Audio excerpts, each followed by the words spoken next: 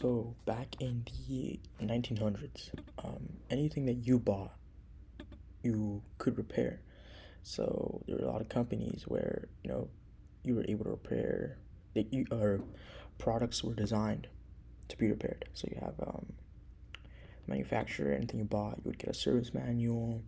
You would get the diagrams of how to wire things.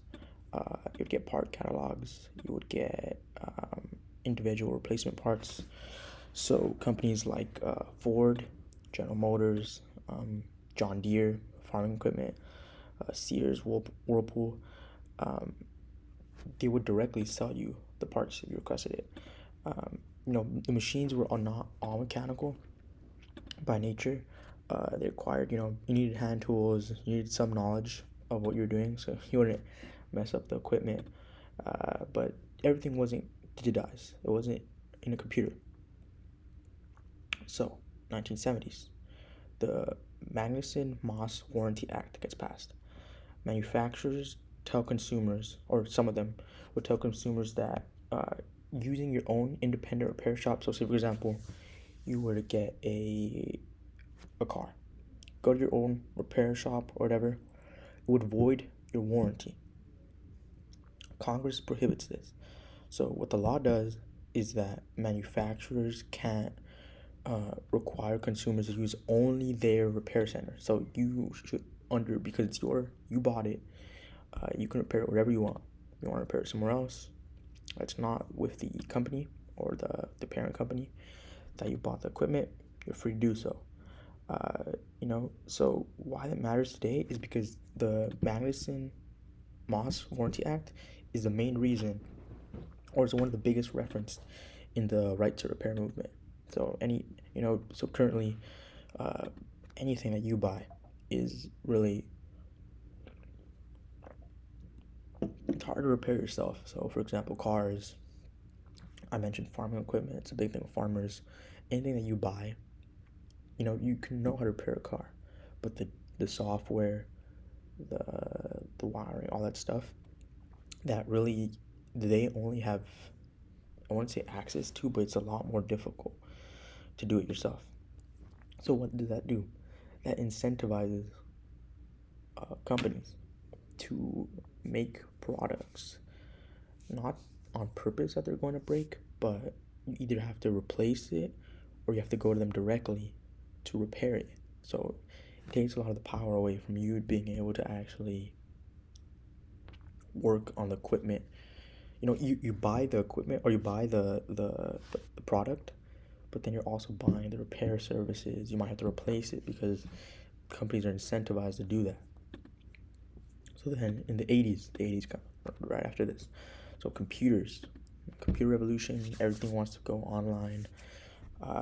Controlled systems, you have your engine control units in cars. You have your electronic ignition systems, your electronic fuel injection, compared to your what you currently or what you previously had. So because of this, right, what happens? Government regulation happens. You need lower emissions, better fuel economy, and you need reliability. So it needs to be improved. Computers help manufacturers reach these requirements. So that's like the beginning. Going away from purely mechanical, because now you have software. Right after this, the 1990s, the Clean Air Act. So you need oxygen sensors, you need catalytic converters, you need computer-controlled engines. So it's becoming more and more dependent on the software. 1996, OBD2. OBD2 is a diagnostic port. It's a standardized diagnostic port. Helps you diagnose trouble codes, computerized emissions. It actually does, or it started off helping independent repair. So, you could use that, you could diagnose the own trouble code yourself. One of the things that long term, they go past simple diagnostics. So, now modern repairs, you need the software programming for your car. some I think Teslas, you need like security authentication and calibration, firmware updates. So slowly and slowly, or not slowly, but step by step, cars are becoming computers and equipment is becoming computers.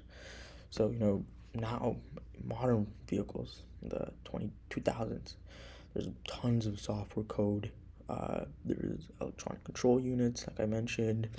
The computer now in your car controls so many things. It controls the steering in your car, the airbags, the braking, the transmission, the driver assistance. There's so many things. And so now, back then, your part's broken. Anything that's broken in your car, you replace it. Now though, the software is so now just to give you a thing, you replace the part, you also need to program the new thing, right? Because everything's dependent on the computer.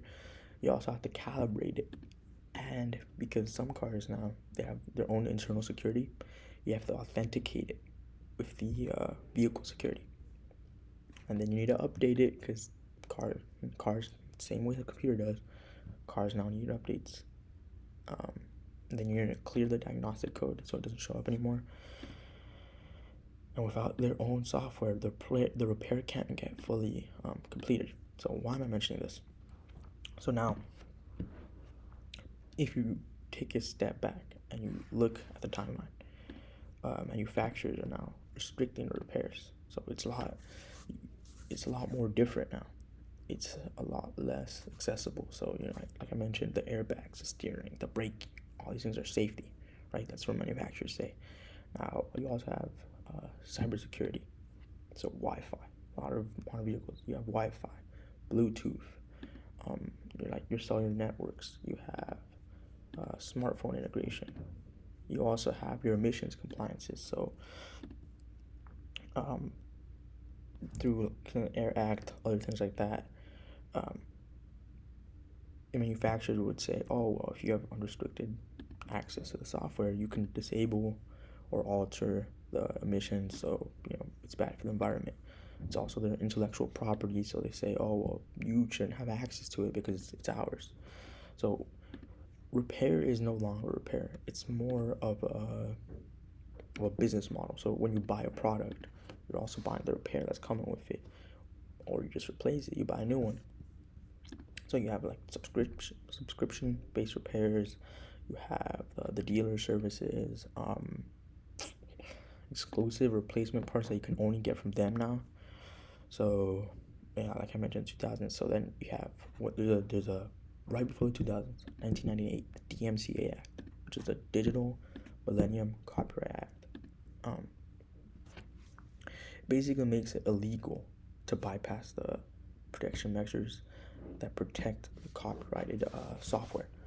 So manufacturers, big companies were saying, oh, if you bypass these software locks, it violates copyright law because this is ours. This is our proprietary.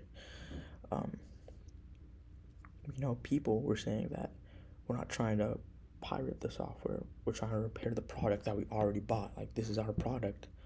But obviously they own what's it called? They own the software. There you go. So going into this, one of the biggest examples of this, of the right repair movement, John Deere. So John Deere is an agricultural equipment company. You might have seen it on the tractors, any other things that have to do with agriculture. But farmers were basically saying that the mechanical repairs, they could do it, but the equipment wouldn't operate without the software. And the delay, because farmers, they depend on planning, harvesting. So crops are in season, or if they're not in season, they need it. They need their equipment urgently. But John Deere said that these restrictions, we need them because we need them for safety. It's our stuff, so we need the intellectual property. So you can't be able to fix it. And the emissions. So a lot of other things. Another one, Apple. You have the difficult disassembly of Apple devices, the serialized components. You have the repairs are expensive. Apple says the same thing. Protection against counterfeit parts, safety, reliability, their cybersecurity. It's their own Tesla. That's one of the ones I mentioned.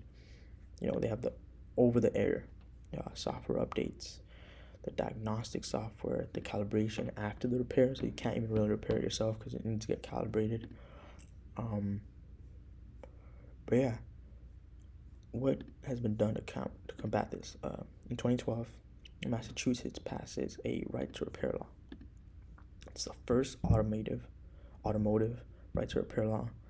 It requires automakers to provide independent repair shops, so you don't have to just go to the only repair shop or the dealer, the company that you bought it from. You can go to somewhere else. This starts the right to repair movement in the United States. Later on in 2020, they expand. They do the Massachusetts telematics. Automakers challenge the law in court because the law essentially requires access to telematics data that's transmitted through wirelessly by vehicles. They challenge it, arguing that it's a cybersecurity issue, it's a safety issue, so it's still ongoing. Then you have the nixing the fix, so that's passed by the FTC. They find that there's barely any evidence that supports the manufacturing repair restrictions. They argue that there is barely any evidence that independent repair is more of a risk than that independent repair creates a greater cybersecurity risk than authorized. So literally there's barely any difference. What repair restrictions all really do is just it increases the consumer cost. Then it reduces competition because you bought it from there. You can only get it repaired there. So that happens by the FTC. It's a report that they make. 2022, New York passes the Digital Fair Repair Act. It's the first state to pass a statewide consumer electronics right to repair. So that happens 2023. The Colorado agricultural right to repair. So it requires manufacturers to provide parts, tools, software, any documentation related to what you bought. So independent repair providers and equipment, people who bought the equipment, there's still protections related to safety, emissions, intellectual property. And then in 2023, California passes the SB 244. Manufacturers have to provide the parts, repair, and diagnostics. And I think it passed in July, or it passed in 2024. So, why am I bringing this up? In the future, as things get more and more digitized, this is going to be a major argument, because repairs, you're not just buying the product, you're also buying the service that comes with the product. So it's almost like the product isn't fully made, because there are certain things that you can't do. There's certain things that you're not able to repair yourself. You also have printers. I think HP, Canon, and I want to say, Epson. There's certain firmware updates that will reject certain ink cartridges, or you need an authentication chip. So the manufacturer says, this protects the print quality and prevents the damage from happening to the printer. But in reality, people will argue that it limits the choices that you can make as a consumer, and it just increases costs because you're always having to consult the manufacturer for anything that you want to do. This happens with medical equipment as well, likewise, and what it just does is it increases the healthcare cost because the equipment gets more expensive to service, to manage. Well, they're gonna increase healthcare or just delay any repairs. The equipment's not gonna be as available.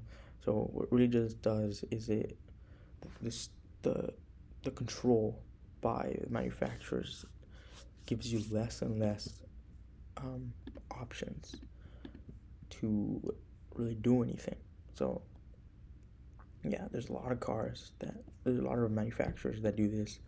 Ford, GM, Toyota, BMW. There's some that are getting better, but it's still an issue that needs to get addressed, because as everything is becoming really the software, if you buy the equipment or if you buy the product, do you have the right to the software, to maintain it, to update it, to? In reality, you don't. So yeah, I think as things get more digitized, the right to repair is getting harder to manage. So the right to repair movement, or anything that you buy, is becoming increasingly harder for you to manage.